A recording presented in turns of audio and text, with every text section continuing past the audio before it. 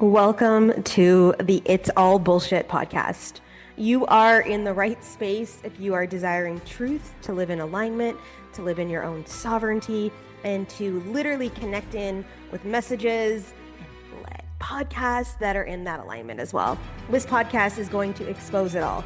We do not hold back. We bring in all the concepts when it comes to the aspect of truth, and we call bullshit on all the things that are going on in that transparency in the world. So if you enjoy this kind of shit, welcome to the It's All Bullshit podcast, hosted by yours truly, Colleen Lindbergh. All right, beautiful humans, welcome back to the It's All Bullshit podcast, episode 10. And so I have a special treat for you guys today. So back in the day, last year, Michelle Katz and I got together to record an episode on my other podcast called Light Warriors Unleashed. Some of you know the podcast, you were following the podcast. There's over like 130 episodes over there on that podcast. And we did an episode, it was episode 126. And I'm going to have the links in the show notes if you want to go and listen to that before you dive into this one. You don't have to, but you can. And we had committed to doing a second episode, which we recorded, but I never launched live. And her book just came out recently. And I just sent her a message this week. I was like, look, are you okay if I move it into the It's All Bullshit podcast instead? Because we're dismantling health systems. We're talking about plant medicine journeys. We're talking about spiritual awakening and all the things that would be juicy as fuck for this brand as well. And she said, absolutely. So what I'm actually going to do is I'm going to merge the episode that never got launched from the Light Warriors Unleashed podcast into here. And so some of the things might be a little bit dated in our conversations because it was from last year, but her book is out. She was co-creating it then at the time. It's edited. You can buy it on Amazon. We'll have the links obviously in the show notes for you guys to be able to do that. But she is a powerhouse leader in connection with her own journey of health in the systems that she worked through and calling bullshit on all the infrastructures that were trying to contain her into her own illness journey, let's just call it. So this is a treat. I told you guys I'm going to be launching into some guest episodes purposely chosen that really align with the brand of the podcast, but I can't wait to deliver her here to you today. So if you guys are watching this on video, obviously I'm filming this like a year later, so I'm even going to be different, which is even going to be fun for some of you guys to listen to in the space of my own evolution and where I am at today and all the things. So I'm so grateful for this, but no further ado, here you go, episode 10 of the It's All Bullshit podcast. Let's fucking get it. Okay, so Michelle and I recorded a whole podcast at the beginning without hitting record. Let's put it that way, obviously I already did the intro. Everyone knows you're back. I'm excited to really lean into the conversation we're gonna have today through plant medicine. But you were just telling me about where you were when we recorded the last episode and some things that you'd done. So I want you to just take the reins and go with that because I want to know, and I'm sure the listeners want to know too about the journey you've been on. So go for it. So I remembered as we were talking and you were telling me about the parasite cleanse, which I'm very, very familiar with all kinds of a whole spectrum of parasite cleanses because I've been doing them for so many years. But right when we did our last podcast, I was on, I'd say, day 2 or day 3 of my refeed from having done a 61-day juice fast. Yeah. Now, normally juice fasts like the one I did are only 40 days. That's like the norm for people to get all of the mucoid plaque out of their gut. Right. Now, in the health world, mucoid plaque is considered the holy grail. Like, if you release mucoid plaque, then you have done the thing. Like, right. You have done the extraordinary thing that all people who have chronic conditions want to do because this and you really can't believe it until you see it. Like, right. It's really hard to wrap your head around until it's like the parasite thing, right. Until you're actually doing it and you look at this material that has come out of your human body and you're like, that is not cool. That is black and rubbery and tar-like, and it smells like many generations of death. Ugh. And how has it been in my body all these years? Yeah. And I didn't know about it. So I released now this is like, you might want to put a warning of graphic content on Yeah. this episode, but There's always I warnings on these episodes, so they're okay. Like in all different why I love dimensions. this. That's why I love this podcast. Yeah, yeah. I Every could just like episode has run an E. wild. Yeah, every episode has an E. Doesn't even matter. So an E in I one way, love an it. E in another way, it's all good. Yeah. I love it.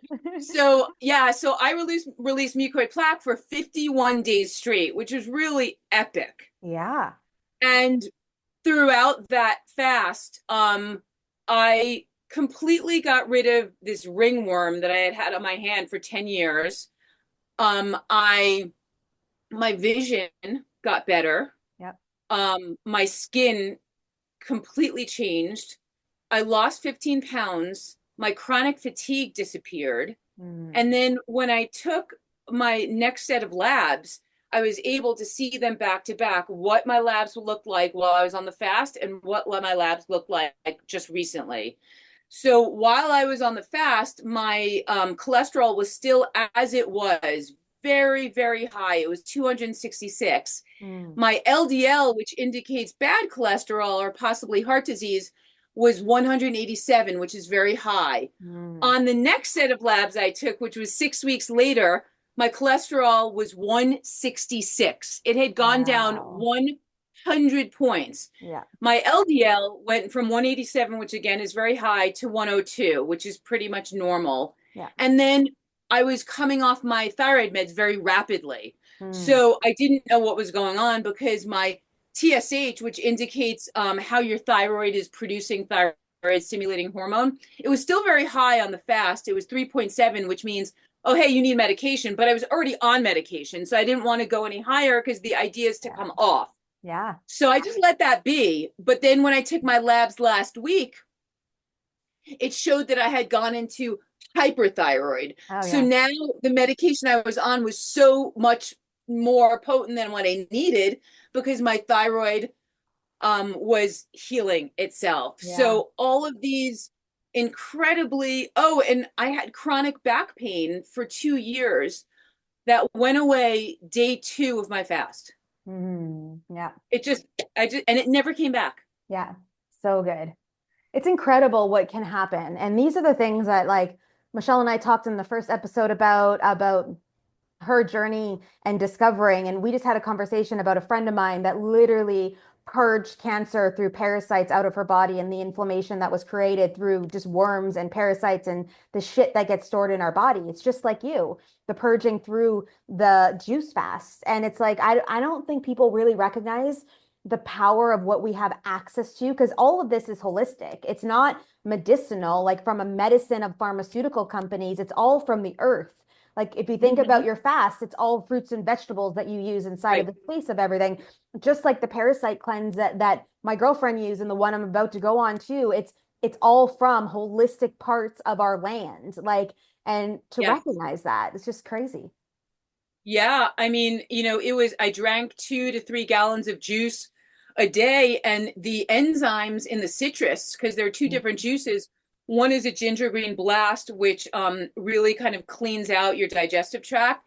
And one of them is a citrus juice, and the citruses actually break down that mucoid plaque so that you can just be releasing it. So all of the disease in our body essentially exists in this trapped place between the mucoid plaque and the colon. That's where the parasites are. That's where the Lyme is. That's where the candida is. That's where the fungus is.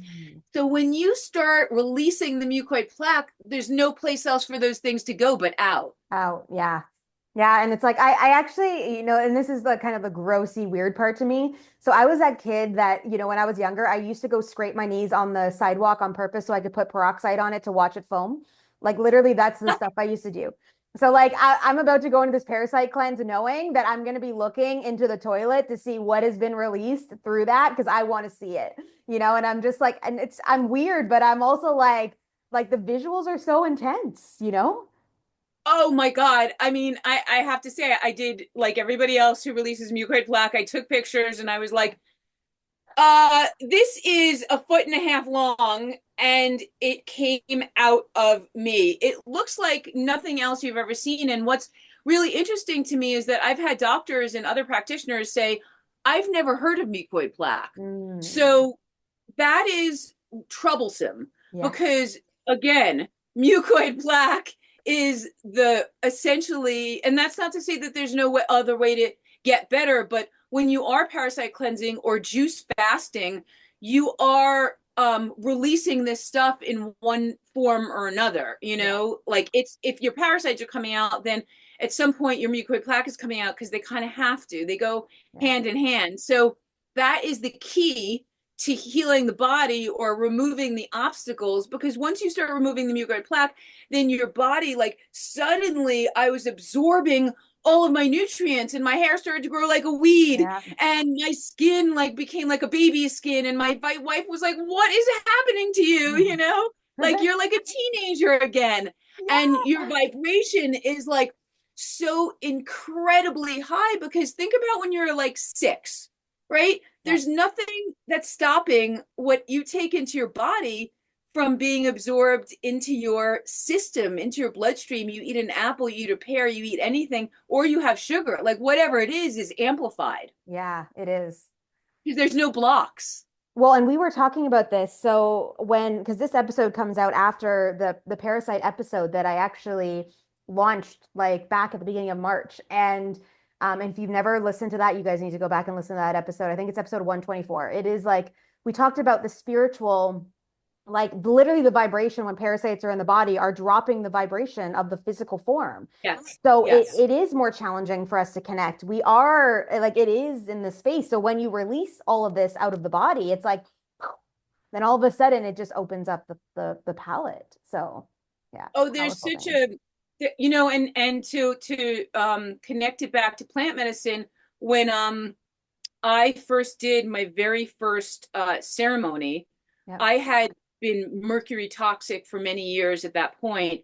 I had only just started understanding and diagnosed. I was only just not long before the trip, maybe just a few months, I had been diagnosed for the first time in 3 years with something, with mercury poisoning. And I was able to actually take hair tests and gauge and see like what was going on. And it was really the testament, the power of the plant that I was using, the ayahuasca, was such that when I went to Peru, I already knew that I had very high levels of mercury, but nothing was showing up in the aluminum.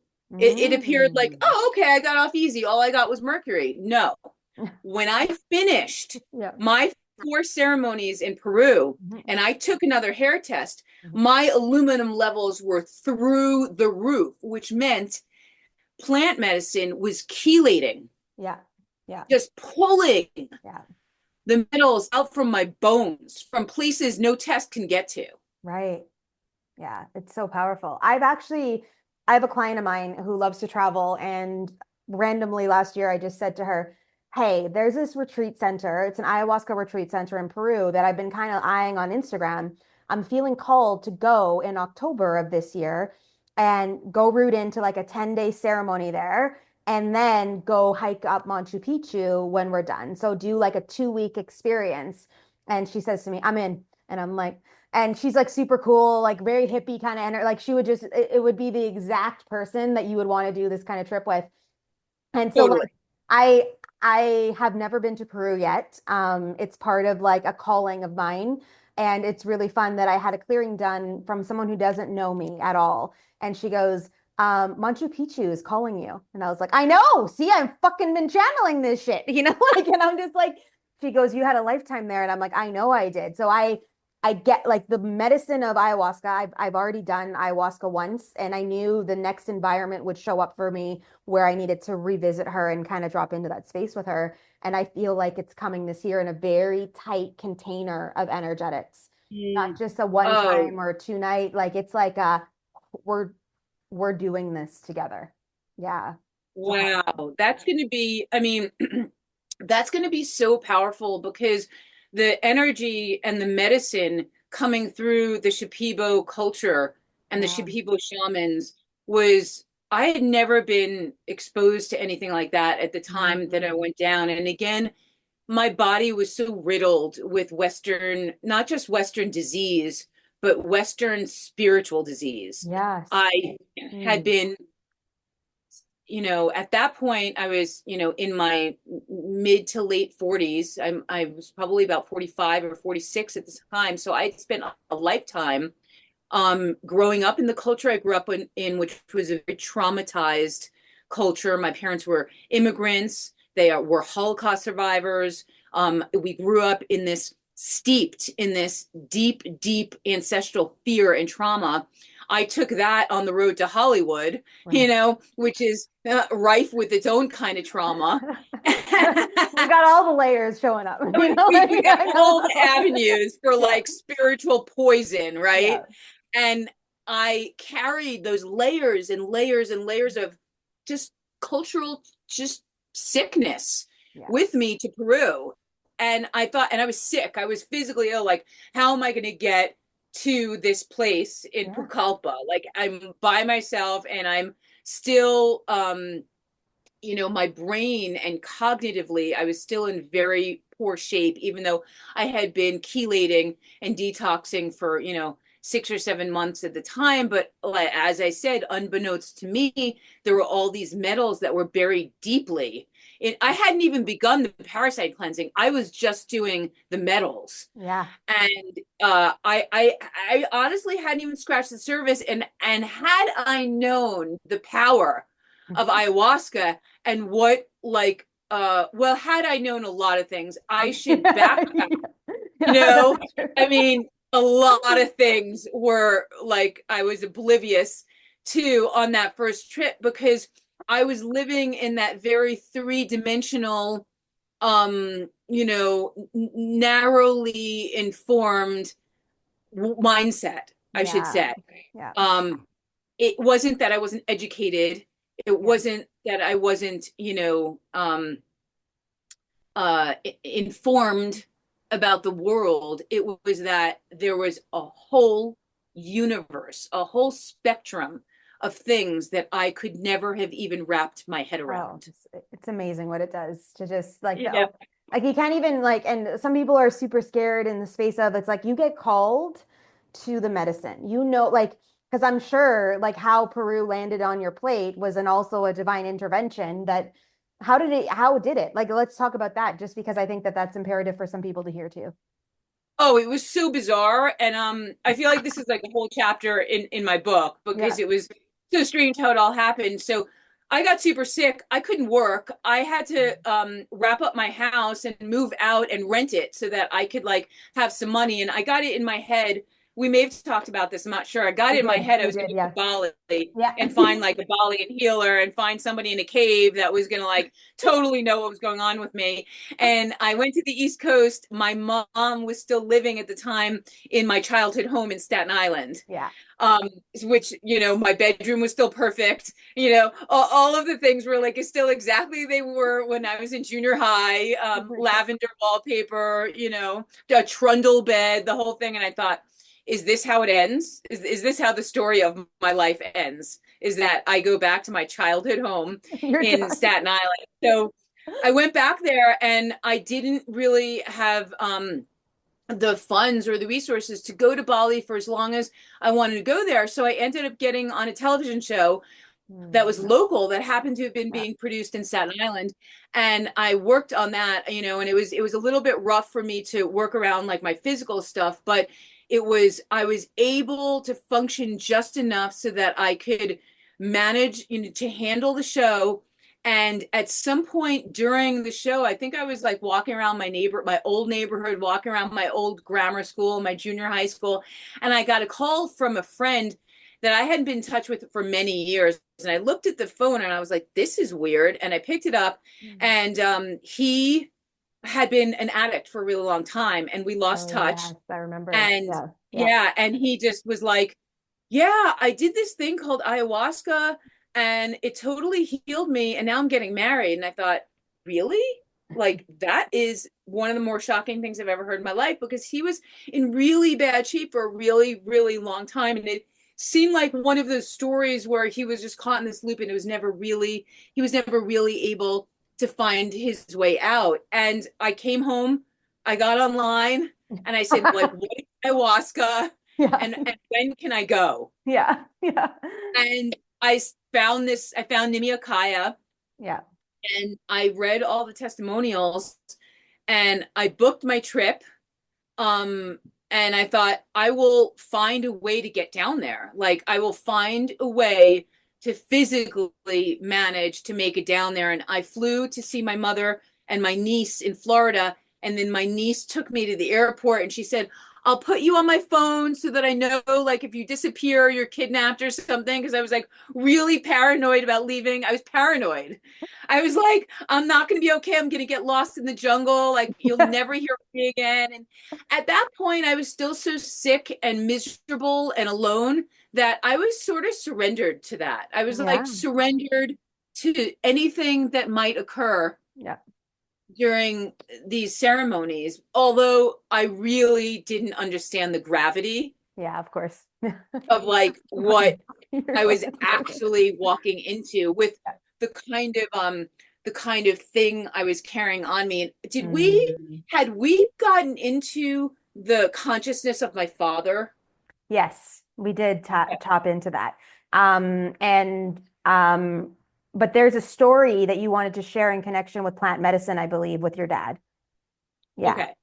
So this was where it got very, very deep and thorny during my retreat in Peru. Um, during the third ceremony, unbeknownst to me, my father's consciousness, when he died, I was only a few Right. feet from him. It gotten Yeah. trapped in my body. Yeah. I didn't know anything about what that even means. Yeah. So all I knew was like I was just very sick, and I was as sick as I had been the day he died. It was Yeah. maybe a little bit better because I'd been chelating, but not a whole lot. And so we got into the third ceremony, and I did what I did the first two ceremonies. I took the correct dose that I thought for me. I set my attention. I waited a while, the medicine kicked in, and at some point in that ceremony, somebody lit up a mapacho cigarette Mm-hmm. and blew a tremendous amount of mapacho into my face, which was a huge amount of smoke. Yeah. And this triggered the reliving of my father's Mm. experience during the Holocaust when he was a child. Oh, wow. So I smelled and I heard, Oh, I felt on the deepest levels imaginable everything. the trauma that Ah, he went through firsthand during this. And he had COPD, so the smoke started to make me choke. of And course. I was choking up and coughing up almost like big blocks of energy that Yeah. felt like physical. Yeah. Well, only Um, can you imagine, like, let's just dissect that for a second. Like, yeah. his childhood being there and what he had witnessed and was a part of. And I can only imagine the smoke. If was he in a concentration camp? Concentration. No, he wasn't a camp, but he was hidden. He was hidden for Right. 2 years behind a false wall. Yeah. So like I can only imagine what that would have felt like and the visceral experience of what he held in his body that he never moved out because we weren't doing this stuff back in the 50s, 60s, like it just like it never consciously was Never. brought forth and how it was so No. tied into you. Wow. And to be able to heal your lineage line through that experience of that energy too, like and all of the spiritual aspect of this. It's powerful. Yeah. It was unbelievable. It's like when we first they were doing the facilitation of like the things to do during ceremony. Like if you have run into problems, knock on the floor, stay in your own mat, stay in your own energy. If you really really are having a problem, we'll take you into the back room so you can have your own space. And I remember thinking to myself, I would never ask for help by knocking on the floor. That's not who I am. And there's no way. I'm so composed no matter what's going on. I'm a really composed person. There's no way I would ever need to like be taken, away from the group. And meanwhile, I was like freaking out, Right. screaming. I mean, they literally, I believe one of the male facilitators carried me Yeah. into the back room so that I could not get, scare other people and be infiltrated so much by the energy because I found that the energy from a lot of the other people was mixing in Yeah. with my experience, and I was such an open portal that I was almost transported to the places of trauma, not only of my father, but of all the other people that were there who were in the group. And I can't even tell you how visceral the experience was. Like I was, for the first time in my life, in his shoes. I was in his soul, because his was in mine for this period of time. So yeah. the theme of the 5 years that I spent doing plant medicine, starting from ayahuasca and going all the way through iboga, including bufo and combo and all and mushrooms and all of the things, Yep. the theme of it was really the healing and the release and the sort of transmutation of my father's experience as a Holocaust survivor. That really was the crux of all of these chapters. Wow. It's Um, the work, just like I just like you can't like the work I did with psilocybin last year, literally it's a year ago, like almost today, the day we're recording, that I dropped into ceremony because I felt like I was consciously being blocked in some way, shape, or form. And I dropped back into when I was 17, and I didn't consciously know this because I had protected myself, where I had gotten gang raped. So psilocybin took me right back there, and I was like, oh my God, I remember this now. And all the pieces. And then I went and healed all these lifetimes of trauma and torture and other rape scenarios where I had been in all these multiple lifetimes. And literally after ceremony, and just me and a friend and our facilitators, just the two of us, and our facilitator was Peruvian. So she was she grows her own mushrooms, and it was such a sacred ceremony. But I came out of ceremony, felt like I went to war, and literally my hair, I had a ponytail like this, but it was like one little piece in the little like thing, and my hair was just like everywhere because it was like I was in war battling. And yeah, yeah. you'll get the depths of how this holds in our body, like the things that we do from lifetimes and generations and everything. It's crazy how we can go back into spaces this way. Yeah. And that's remarkable, because if you experience that during psilocybin, which I've experienced and I know can be really possible, but if you experience that during psilocybin, I can only imagine what your experience is going to be when you go down to Peru and you're immersed. Because I found that the Shipibo shamans, the pair, they came in pairs. It was husband and wife, and then brother and sister, alternating ceremonies.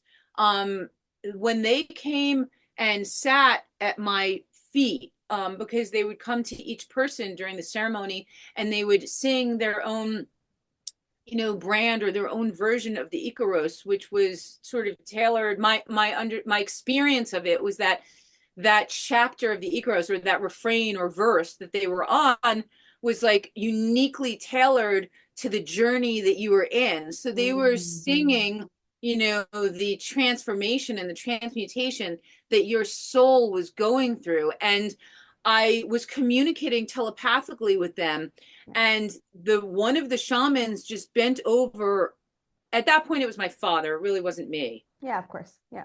And one of the shamans just bent over and just started crying. And he was telling me telepathically that he was crying for what my family had been through. Yeah. Yeah. Yeah. Go for it. So I want to really know.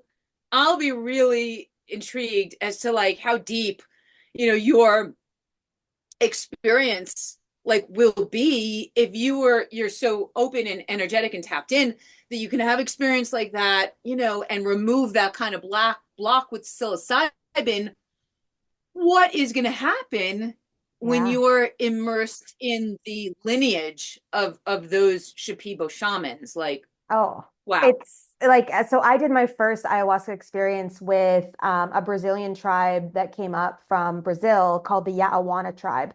And they're very well known in the world. Most people know them. Like they actually have social media followings and stuff. Like and I didn't, so just like you, naive, literally on a Tuesday, my nurse came over to give me some of my vitamins through IV. And the last time she was over, we had talked about ayahuasca, and it never came into my awareness before this. Like it was just a thing. And I was like, oh, that'd be cool. I kind of heard about it. I literally had no clue.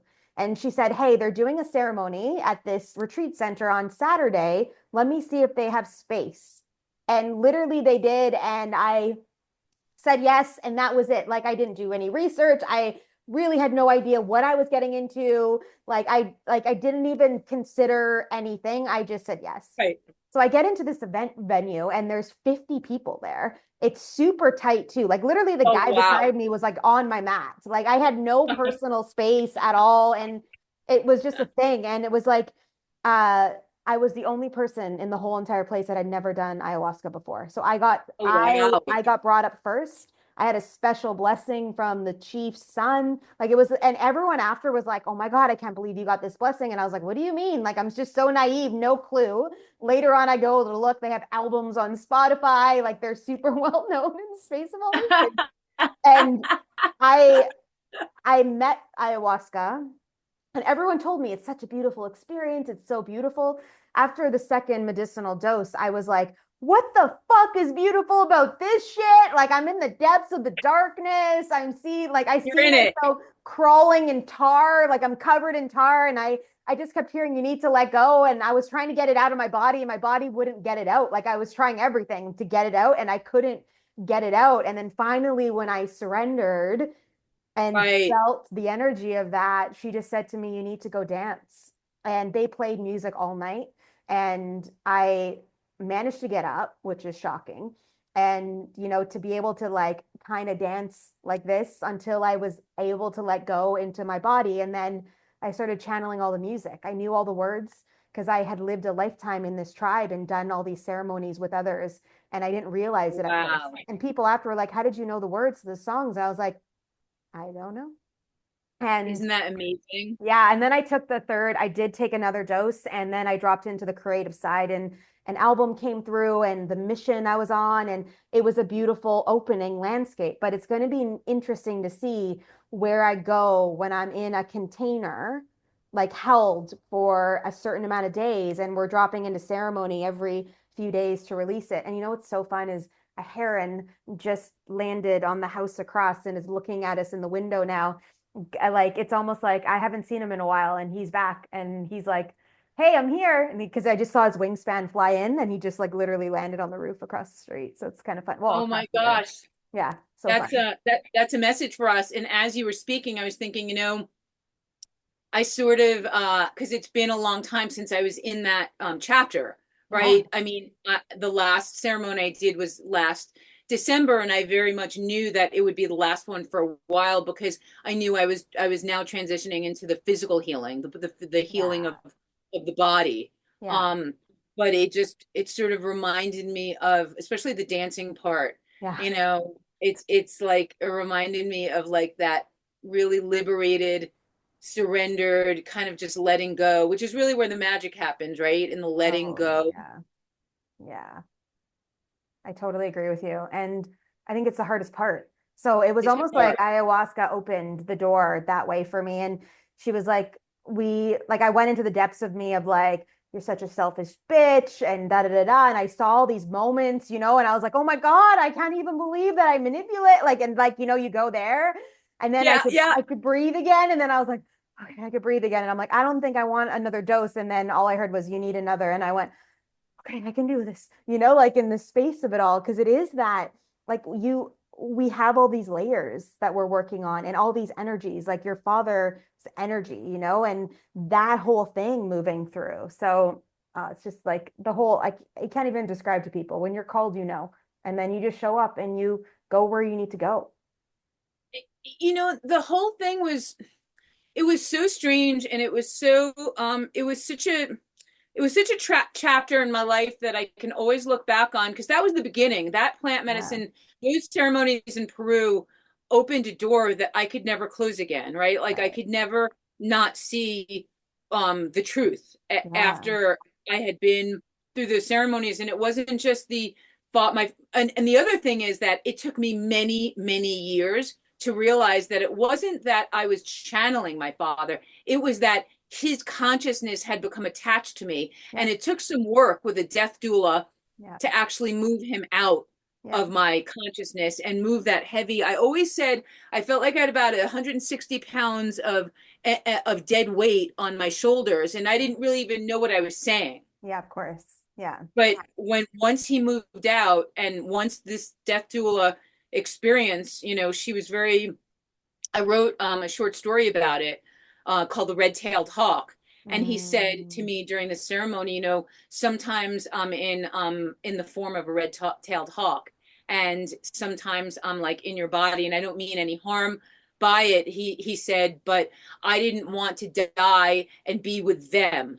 So he was talking about the people that had brought him so much pain and brought his family so much pain, because I think the idea is that when we transition, we all go into spirit form, regardless of what role, what character form and what hardships you either took on or gave to other people, abuser or abused, right? We all kind of go into the same sort of energetic space, but with different lessons to learn about the life that we had lived and the things we had done. And so he had explained to me through this death doula that he didn't want to go there and he didn't want to be with them. So he chose to be in this limbo state, which meant being attached to my physical body. And so we kind of coaxed him, me and the death doula just sort of coaxed him to go towards the light and sort of release himself. And when I went and did iboga, I sat down with them and I said, listen, this is the first ceremony I'm doing since my father was released, and I don't know if he's going to come back. I don't know if he's actually going to be in me again, because I just don't know. I don't know. Yeah. And they were like, it's okay. Iboga will not let that happen. I was like, well, ayahuasca let it happen, and Bufo let it happen, and Kambo let it happen. So is it about the plant medicine? Does the plant medicine decide? But as it turns out, during iboga, he came, but he was only an observer. So I was able to coax him out because he wasn't still attached to me. Yeah. I actually do work, we call them earthbound spirits. So I actually do work with this type of energy to help people clear stuff. Part of my work is called dismantling the shadow. So like I do a lot of clearing work that way. Even I play in the realms of demonic spells, curses and stuff, and releasing people from that kind of work. So when you say this, totally get it, totally understand all the dimensions of this. And I want to make one comment about the souls on Earth. So here's the thing about the Earth experience is that we have duality. So we come to Earth to learn things. So therefore someone has to teach us or bring forth the opportunity for us to be taught the things that we're here to learn. So therefore there is that duality, that shadow, but they've contracted that out, which means that they said that I will be the rapist or the murderer in this life so that you can learn that lesson because you need that to have happen. And it doesn't mean that their souls are negative souls. It just means that they said yes to the contract. And it sucks some days to think about it that way, but there's a lot of people that we look at in power and office right now that are doing some shit and you're like, fuck that guy and all the things. And it's like, wow, they're playing their role really well because you're now activated to actually step up and do something that's part of your mission to be able to lead. And if they weren't doing that, then you might still be sleeper agents not moving around life because nothing's activated that in you. So I love how you brought that forth of like, it's true. Like all the souls are there and the ones that created this experience for your father, for all these hundreds of thousands of people are over there as well. But there's a contract that came through. And it's like, it's sad to think that we have to go through that and that people have so much pain, but it's also why we came to Earth, is to move through that and to learn it and to shift energies, so it's such a powerful, first of all, that's such powerful work that you do, because I think one of the most difficult, and I have to admit, the evolution process is painful, and I can't really say on all days, or even on a majority of days, I am as evolved, as I feel like I should be, with all of this work that I've done, because I'm still in the rebuilding of my microbiome. I'm still in the physical healing of being on this raw food diet, which is the way that I've transitioned on this particular path I'm on, I've transitioned from the juice fast, which is cleaning out the microbiome, right? And when we clean out the microbiome, we are releasing the trauma that lives for generations and generations and generations in that microbiome. So this was my way on the physical level of taking all of that I learned in plant medicine and actually translate it to my physical body. Okay, how do I actually cut this cord? Yeah, I love that. You know, how do I release literally ages and ages and generations of trauma that inform my psychology, you know, the survival aspect of it, the hunger aspect of it, the trauma and fear aspect of it. I'm still doing it because, you know, food is a big deal to me and into my culture. And it was every day is a little bit of a, okay, Michelle, you can't really have anything that like is comforting, really. You can have raw fruits and vegetables, you can have nuts and seeds, but you can't have anything cooked. You can't have anything sauteed. You can't have any baked apples. Like this is really stripping. Like no wine, no, you know, coffee. Yeah, coffee. Oh yeah. Because it's roasted. So it doesn't even like you could go get the beans if you wanted, but like can't roast them. Yeah, I know. Yeah. You could munch on them. Not sure how good that would be, but I don't know either, but there's because I obviously live in Costa Rica, so like coffee's a thing, and there's this plantation, this beautiful family plantation that I visited, and I go every week to the market to get their coffee because they literally roast the beans the day before they bring them. It is like I'm a coffee snob now. Like I don't know how I'd ever go back to North America and to drink that coffee. I don't even know, you know?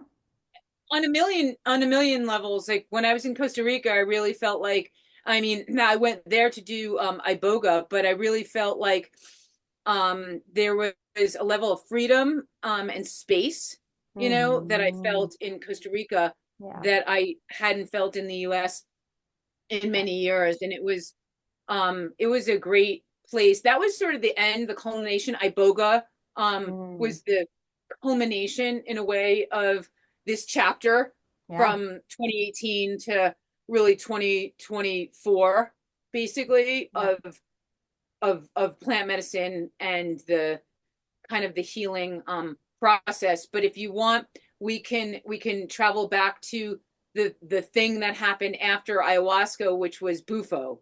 Yeah, let's talk about that because I haven't dove into bufo on this podcast, but I do have like my dog. So I have cane toads that like they're really dominant here, and they're supposed to hibernate 8 months of the year. They don't in my yard, and my dog is addicted to cane toad and the bufo medicine. It comes from the actual toad, right? And literally he goes out at like, so now we have a whole protocol, but he goes out at night and he'll find them and then he'll lick the toad that has the protection, like the bufo seeps out of the fucking toad, and then he gets high and he comes in and he's all high, but it's all toxic for the dogs. Within 15 minutes, their whole nervous system will shut down. So I've got a whole protocol that I have to go through of activated charcoal and raw milk and wiping his mouth. And he just like you should see him. He is out in the ethers because you know it just goes boom and it takes you right out into the ethers. And it's like he is special. You know, I just want to say he's special, you know? So oh my God, so he's like this like shamanic dog who's having these out of body sort of like ethereal, like really crazy journeys. Oh yeah. Yeah. And it's actually hilarious to watch if you weren't in a situation of like needing to save his life because he could die. But it's like one of those things where I just look at him, I'm like, Clark, like his name's Clark, right? So it's even better that his name is Clark. And it's he's like Clark. Superman. And he just looks at you and he just like kind of waddles over. He doesn't know what to do. Like he walks around in these circles, like he has no idea about life and he's trying to figure it out. But there's something about the smell. And even Lily, my other dog, isn't as dominant that way. If I call her back, she'll come because she just knows. But it's like he just has the itch. Like he's got to go get it. Like he's addicted like cocaine. Like he's like, I need to go get my hit. It's crazy. But yeah. Oh my God. I guess I didn't realize because I know that the Sonoran toad is rare, they're hard to find. And there's like a whole there's like a whole war going on apparently between the Southwest and Mexico in terms of being able to preserve the Sonoran toads because people are obviously using them to harvest the bufo. So I didn't realize that they were prevalent where you are. Yeah, they're like everywhere. And some of them are like massive. So I don't know how, like there's a process of obviously getting the medicine, whatever they do with it to transmute it into wherever they're going with the medicine. But yeah, it's just really interesting to watch it all play out. But please tell us about Bufo and your journey. I never heard of it. I finished the 10 days. Yeah. Came to the end of my first ceremonial experience in Peru, and I was altered in a way that, I really didn't see much possibility that I was going to live very much longer, not only because of my physical health, but because of what was going on with my mental health, because of the mercury. That's something that's, it's so destructive that even on small levels, like even just small amounts of mercury that can come in through the air or the water are so destructive, or vaccines or flu shots. But the levels that I had going on in my brain had created such trauma and such crippling anxiety that I didn't really feel like I could move around in this space anymore, in this world. And I was in a situation where I was just kind of waiting for the natural end. I just assumed that my body was gonna be shutting down, and so this ayahuasca thing was just like a last ditch effort to see if I could find, bless you. Thank you. That was a release. That was great. Yeah. To see if I could find some peace for my last few months, what I thought was my last few months on planet Earth. Yeah. And if I could transition in with some peace around what I had been through. That's really the only reason I went to Peru. I didn't think for 1 minute that this was going to actually heal me in any way. I just wanted the peace to transition. Right. So crazy, right? Crazy. So when I came to the end of the 10 days, I just felt like I was born again. It was really no other way to look at it. Was like I had cried, I had laughed, I had made like some best friends. Yep. I hadn't had a new friend in a decade. I was alone, kind of had become like isolated and alone and like very just inwardly just focused and just hopeless. And like, so when I came to the end of this 10-day period, I was wide open like a baby.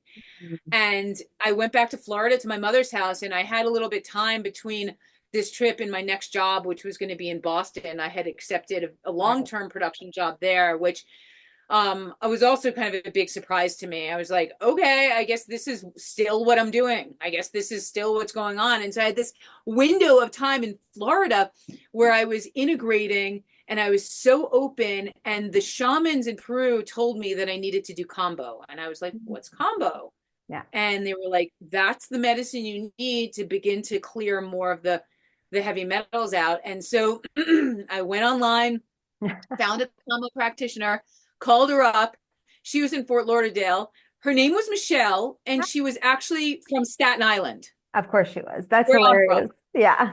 Yeah. So good. And I was like, oh my God. Okay. It was meant to be. Yeah. So I drove down there. We did a ceremony and I released what felt like decades of anger from my liver.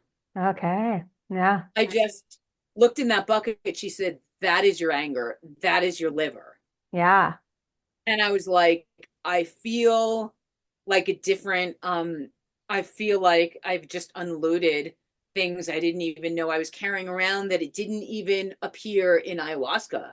Yeah. Like it was purely the toxic load. It's physical. It's very physical. Yeah. Yeah. It was like, and it was bright, like neon yellow. And she said to me, I have a shaman coming from Mexico who's going to be serving Bufo. And I said, what's that? Yeah. And she said, oh, it's everything, Yeah. Michelle. I mean, it's really everything. I think that you should consider doing it. And again, I was like, sure, why not? Yeah. I might be So dying, so let's go, you know? that's Like, right. Well, that's exactly what I was thinking. yeah. It was like those stories where you find out you're dying and you do everything and end up Yeah. living, you fall in love and you start dancing and you travel and suddenly like you're okay. Yeah. That's like your whole life, you know? Like, isn't that crazy? That well, right. Yeah. Right. It's so crazy. Yeah, it's so crazy. The cool part about, so I was expecting when I did combo, literally I did it 2 weeks ago, for the first time with Oh, wow. Abuela, a grandmother that came up from Peru, which is even more fun. And Yeah. I couldn't integrate with anything else that they were doing while she was here for 7 days, but I pretty much had a private ceremony with her to do combo one morning a couple weeks ago. And we didn't do it into buckets. We gave it back to the earth, which was even cooler. So we're on top of this mountain, literally like releasing back into the earth, which I thought was so fun. So I don't even know what left, and I didn't need to know what left, but I did a lot of womb work over 2 days, and I had started my bleed that morning, right in this period of time. So it was like my whole body was just like, we're going to go. And I had gotten cramping down there, which I never get. So I knew that there was a lot of energy that was moving through my womb area on a physical level through that ceremony. And it was just like really interesting, the whole thing. Yeah. Did you did you have a feeling in the days afterwards of like what exactly you had released? Like it was the integration part like part of that? Yeah, I felt like it was more, I think it aligned a lot with the psilocybin journey. And I think I was actually letting go of the energy, like a lot of the physical energy that I'd created in closing up that area. Because even like now, my sex drive is like completely shifted. I'm like, why do I need to have another orgasm right now? Like, I just don't understand, like, and where before, because I'm single, right? So it's like, so before it'd be like a couple times a month when my certain hormones would hit certain levels and I'd make sure I'd release and I'd do some aspects. But now it's just like, maybe we should masturbate. And I'm like, what is up? Like, it's just, so it's almost like I had that part of my body moved energy through that created the actual opening that is innately ours as women to hold. And instead of Yeah. it being clouded with the stuff that was there before, like the restriction of it. So I feel like Yeah. that's really the space. And that's why I feel called to almost do it a couple, because I asked her, like, how often do you do combo? And she told me the story of her grandfather who was literally bathing in a waterfall after he'd done some hape. And the frog with combo jumped onto his shoulder and told him about the medicine. And that's how their tribe started using the medicine in their tribes. And I said to her, how often do you do this? And she said, once a month for 3 months in a row, and that lasts us the year. Or you could do it 3 days in ceremony, and then you're good for the year. But she said to me during COVID, nobody took the vaccines. We just did combo every 15 days. Beautiful. Right. And I'm just Beautiful. like, there's something about that for me. And I'm just like, I feel like and I can't obviously go, well, I could if I wanted to Peru and tap into her, but I feel like who brought her in has a connection for me. That's the exact lineage I need for the next couple months phases of this release in my body. So yeah. Yeah. Well, I think combo is such an interesting and beautiful medicine because you're still grounded, you haven't left, your body. There's no interpretation, right? Like, Yeah. because sometimes afterwards a ceremony, you're like, well, I think that this vision meant this, or I think Yeah. I got this download, but sometimes like your interpretation of it as you come back into your body can kind of morph over time. Oh, for But sure. there's no mistake, when you're purging gallons of neon green or neon yellow liquid into either the earth or a bucket, and you can correlate, which color is coming from which organ, Yeah. then on a physical level, even though it's the energy that you're releasing, you're releasing it in the form of toxins. Yeah. And so it's a very, I guess for my 3D brain, Yeah. it's like a very, like grounding medicine to hold on to because there's sort of no mistake. There's no interpretation. Like this is what happened and this is where it came from. And now I feel it in this part of my body. Yeah. Yeah, it's so true. So I'm like, yeah, I'm just curious because I didn't look down, to be like, what color are you? Where are you coming Oh, from? Like, and now I'm like, okay, let's do it again and see what happens, like imagine coming off of a parasite cleanse to then go into a combo yeah. ceremony. Like, what is going to Wow. happen then? I know. Whoa. Yeah. That's going to be like, I have a friend who's a combo practitioner who told me that she went to certain areas of Southern California to Yeah. do where they spray the chemtrails really heavily. Here they spray really heavily. Yeah. And she said in her with her clients, she saw like purple Wow. in those areas. It's crazy. I'm Is not surprised at all. right? Like, yeah. I Yeah. mean, so we can see clearly how what we're doing to the environment and what we're absorbing in our bodies can be literally like coming out of us when we do these various medicines, whether it's parasite cleansing, combo, or what have you. It's like, I don't know. I mean, what do you think about that? Like, why are we in this era right now of where the toxins emotionally, spiritually, physically have gotten so saturated in the human body that this is what we're doing now? This is what almost all of us are doing. Like, why? Why is this happening? Yeah, because we're in that massive shift of evolution of the light. So we're recalibrating back into the purity of our alignment. And in order for us to do that, we've got to go through the shadow dynamics of it all that we've all been living in with all these years ancestrally, and we didn't realize it. And when I swear it's like the age of Aquarius in February of 2020, when this started to shift, the timeline started to open up. We then were able to heal more prominently. We started getting messages more dominantly, and we moved out of the masculine era and into the feminine flow. That all this started to move, and we all, through the COVID mechanism and all that kind of jargon that went through the world, it's like we started to see the light, and then people started to awaken to the truth, and then started to see that we were being poisoned everywhere, and they escalated it because they were like, oh my God, they're starting to awaken and see the truth. Okay, we've got to keep infiltrating them. So they're trying to battle with shit in our water, in our food, and all this like eat crickets and you'll be great, or mRNA dumb bullshit, and all the things that they're Right. trying to get us to poison ourselves with because they see the lights escalating. And if they can keep us diminished and keep this, calcified and keep us in a low vibration, they can control us. And that's the whole mechanism. And we're seeing through it all. So that's why we're battling it so heavily, because they've upped the ante, because they see what's actually happening. But they don't realize that as they up the ante, the light actually ups itself because of the duality paradigm that works through the laws of the world. So when the shadow rises, the light rises too, because that's the duality. So as the light rises, the shadow rises, which means that we see it more now than we ever have before.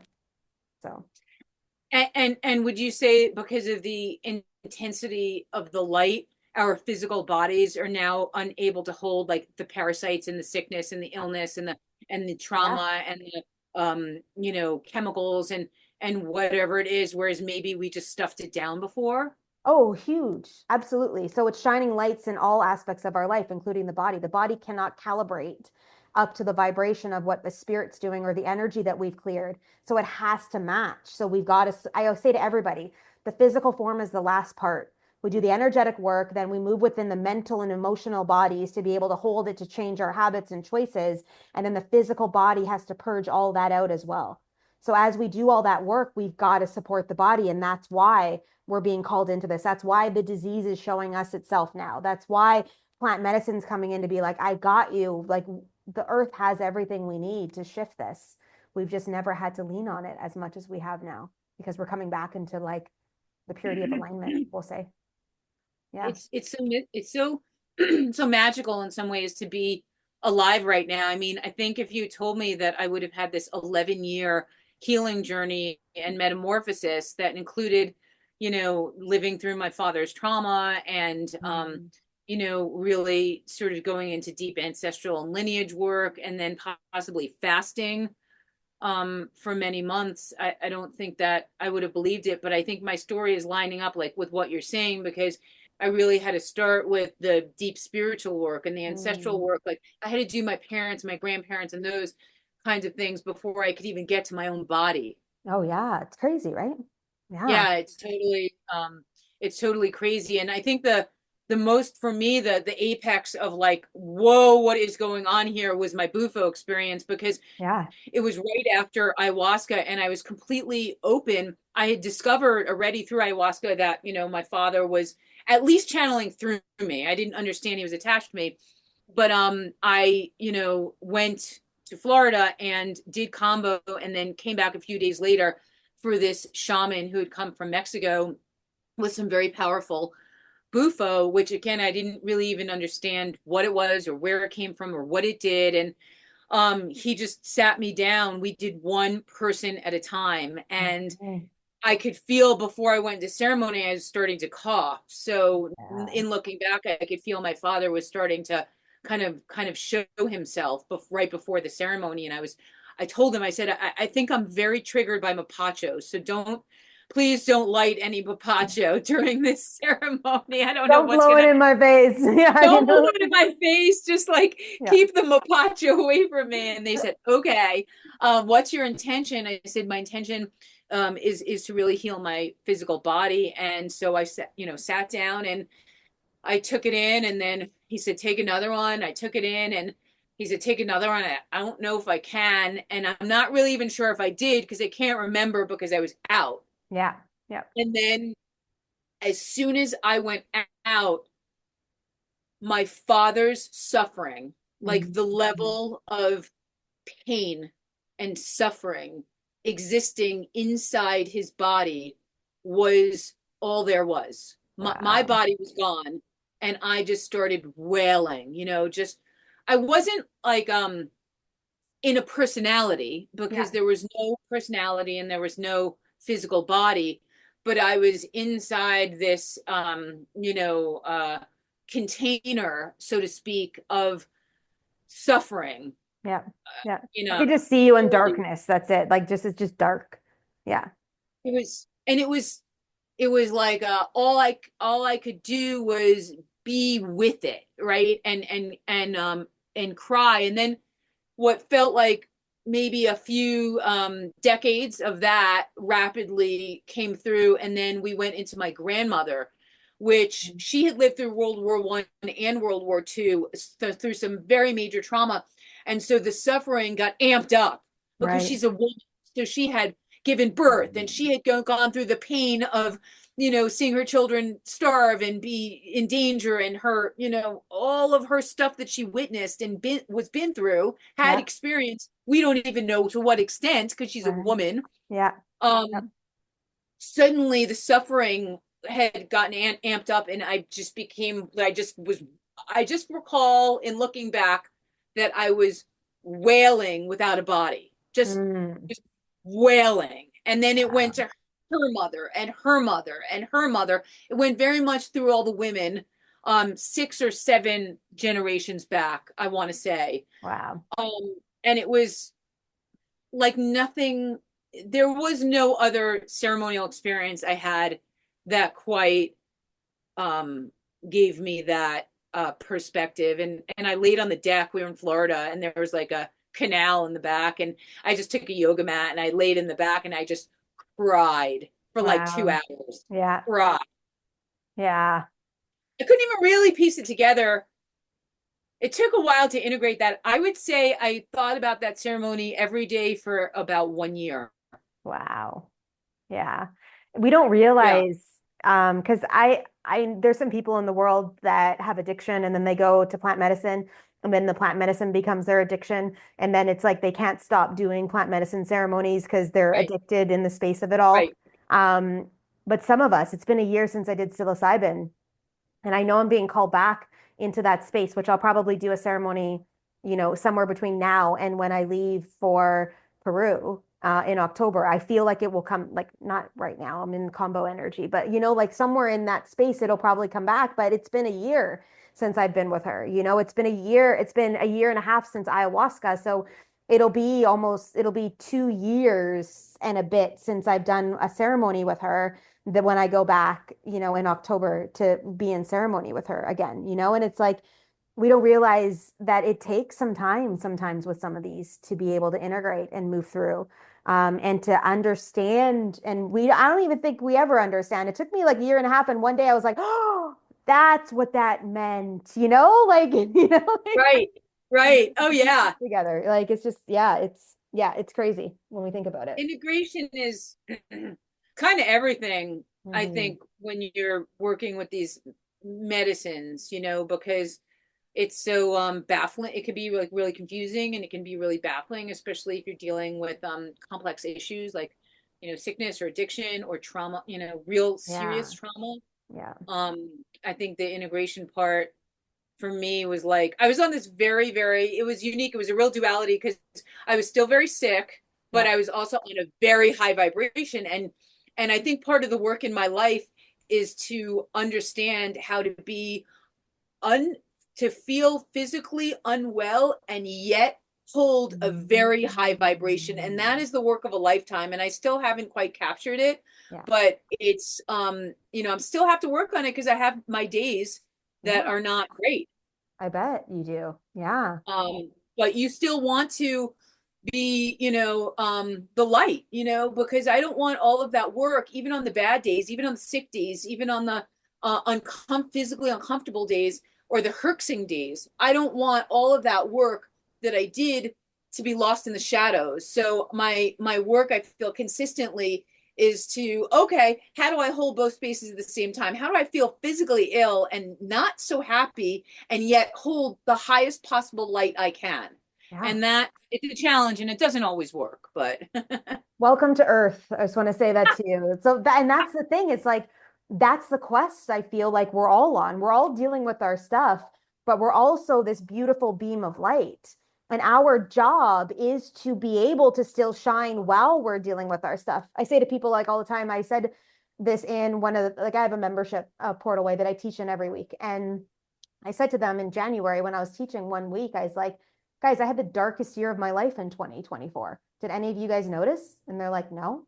And I was like, I was dealing with my shit. So much of my shit was coming through, so much healing. Like I was in it. Like, you know, February was the psilocybin journey. I was like, I was in my stuff, but you didn't know it to be that because I wasn't sitting in that when I was in servitude, when I was in the space with you, when we were one to one, when we were like all the things, you didn't see it. But in the depths of the darkness in my nights, or when I was by myself, I was doing the work in the space of to move it through. And it's like, it's we choose it, and we're not great at it every day. Like I wouldn't, like some days it would be like, where the hell is Colleen? We can't find her. Yeah, Colleen's fucking hermiting and dealing with her shit over here, you know, in the space and stuff.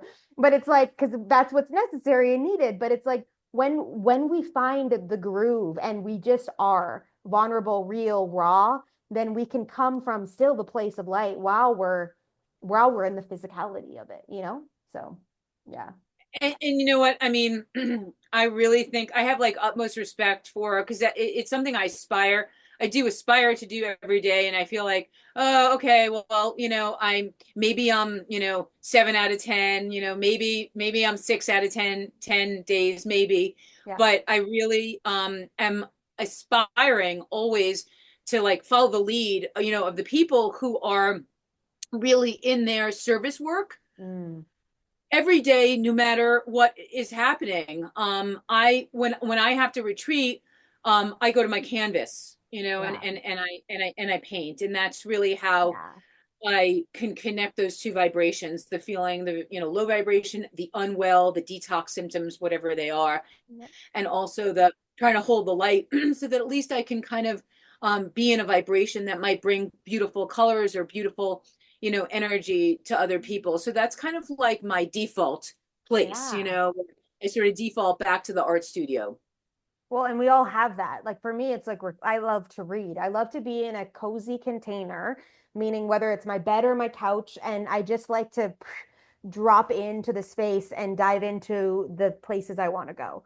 And it's like I know this about myself, and I used to rebel against it and then feel like, you know, disconnected and like, how can you take time for yourself when you have all this work to do? And now I'm just like, fuck that shit. this is what I need. And I've learned how to kind of calibrate in that space. So for me, it's in that way. And I'm being called back into my drum that's up there because I can keep hearing it all the time. It's like, you haven't played us in a while. We need to meet. And I'm like, I'm coming. I'm coming. It's like we're doing the thing, you know, it's coming through. But it's like there will always be the days that we're not on, nor should we have to be. It's about life and living and understanding, but still communicating that this is transpiring, you know, like there's a pedestal some people put me on sometimes in my world, and I've knocked it out so many times for people to just get. I'm like, look, guys, I'm a human doing this world too. And just because I can tap in certain ways and I've done some of the work and I've been in this for 16 years doesn't mean that I'm not human. And it doesn't mean that I'm not okay too. If I tell you that, you know, I had a panic attack yesterday because this and this was transpiring, I'm not saying it to you because I'm asking for help right now. I'm saying it to you for you to understand that this is part of our journey in the space of it all. And one of my girlfriends and I have this like code. She's like, if you ever message me that you need a certain amount of minutes, whatever it is, we make it up all the time. It used to be 7, 4, 2, whatever. If we get a text that say, do you have 2 minutes? That means I'm reaching out for help in the space of like, I need some support, whatever that is in the space of it all. But, you know, it's part of the experience, the whole mechanism of it all for us. So, yeah. It is. And as women, I think sometimes it's challenging. I find it challenging anyway to like ask for help or to say, I need some me time. Like I'm actually not going to work. I'm not going to work today, or I'm not going to be in that accomplishment, moving forward mindset, the goal oriented mindset. I'm actually going to turn inward and take a bath and listen to some music, or like put my feet in the soil and hang out because it's a sunny day. Yeah. You know, like it's really still a challenge for me to just allow my mind to slow down. But I find that when my mind speeds up too much, my body starts to take over and say, Yeah. no, Yeah. not going to work. No. And we're like, I really speak into this a lot, is that we're coming out of the energy of doing all the time and being. And when we are being, we actually can create and expand in that, where most people are like, well, I got to do in order to make money. I'm like, look, if you just be, then the right actions will show up that will align behind your being, that will collapse all the 500 million things on your to-do list, and you'll take one action that will create everything that you need. But we've been conditioned to think it's the other way around. So we're dismantling that all the time right now and watching it transpire. Like it's a beautiful, beautiful landscape. So. And that's the work. I mean, that's really where the work is. And I have to tell myself that I'm in the editing process of awakening in the age of metals. So I am hoping, I'm planning for a release date of the fall of 2025. Okay. And the book basically spans the 11 years from the moment I got struck down in the middle of Hollywood of what is happening, to all through the Peru experience and Bufo and Boston, and then meeting my wife just sort of randomly on location, and then into Los Angeles and COVID and Idlewild and iboga, and then back to my physical body and ending with my 61-day fast. So cool. I love it. I look forward to getting access to the book. I'll have to like send it to Canada and then pick it up someday, you know, because it's challenging to get stuff here. We don't have addresses and stuff. Yeah, we don't have addresses. Like the import fees are like really intense, and you can't even get like holistic medicine into the country unless you have an MD sign off on it for shipping. You can bring it in your luggages and do all the things. So that's why whenever anyone goes outside of the country, we're all like, I'm headed to Canada, send what you need there, and we just keep bringing it back, whatever we need for each other. So it's wow. So what about if you need to order like supplements or anything like that? You have to send it to somewhere and get it picked up. So I think we froze. It's probably my internet, because that is standard around here. To see something. There we go. Okay, wait, I almost got you back. There we go. We got you back now. I think so. Well, at least we got you in the sunshine. Those of you that are not watching the video online, You are. there There you you go. are. There we go. I got you back, I Yeah, think. yeah, right, exactly. Yeah. Well, I'll have to put the book in my backpack and Yeah. fly on my next trip to Costa Rica and drop it off. Come here. I definitely want to get access to the book. And I feel like this has been a really complete circle in our dynamics together, Michelle. And I'm really grateful to know you as a human on this earth. And I cannot wait to see how this whole thing comes about in the space for you and how this next evolution of your mission gets activated through the book and where it's going to take you. Because I feel like it's the beginning of an opening that you can't even comprehend yet, which is going to be really awesome to witness. I'm really like looking forward to it because it's brought me to you. And these 2 days, that I recorded with you were such great reminders of the possibilities. I love that. And I love that for those listening, the dynamics of what we move through. Like, yeah, we had the story, but there's so much layered in that. And each person, I think, is going to take whatever they need from listening to us together and the co-creation that we got to do. But yeah, I'm just really grateful. And who knows what'll happen? Maybe we'll have a part 3 somewhere down the line. I I hope so because I think after the book comes out, my prayer is that I get to connect with all of the women out there who are moving through this kind of like deep, dark sort of transformation physically and also like spiritually and energetically, and that I get to be some kind of guide, Yeah. in a way, either just through the book or through working, one-on-one or doing workshops or whatever it is. I just want to be able to kind of like accompany, like escort so many of these women. And I say women just because our transformational healing contains some layers in it that are a little bit unique and different, especially where it comes through the body and the endocrine system and the hormonal system. Yeah. I just got a vision. I lost you again for a second, but I just got a vision of us. Um, I'm going to be hosting apparently in the next couple years an event, and you're going to be speaking at it. And I just saw the room. I saw me in it, and you're going to have a mic and you're going to be on the stage. So I'll let you know when that comes to life, and we'll get you invited, Please. and we'll align all the things whenever that's landing. I got it, and it's like, and everything is pink, which is really way more interesting, like fuchsia pink.